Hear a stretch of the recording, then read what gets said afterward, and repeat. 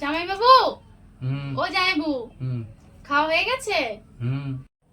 হ্যাঁ, খাওয়া হয়ে গেছে। হ্যাঁ। কি রান্না হচ্ছিল আজ? তো রবিবারের বাজারে আজ কি খেলে? হ্যাঁ, আমার কপালে আর কি চিকেন জুড়বে? তোমার দিদি ভাত, ডিংলার ঝাল, বুটের ডাল আর বিলাতির টক করেই খাচ্ছে, আর কি করব। বুটের ডাল? সে কি জিনিস, কি যে কয় জামাই বাবু! ছোলার ঝাল, সে আবার কি জিনিস? আবার কি বিলাতির টক? কি বিলেত থেকে কি এনে তোমাকে টক করে খাওয়াইছে?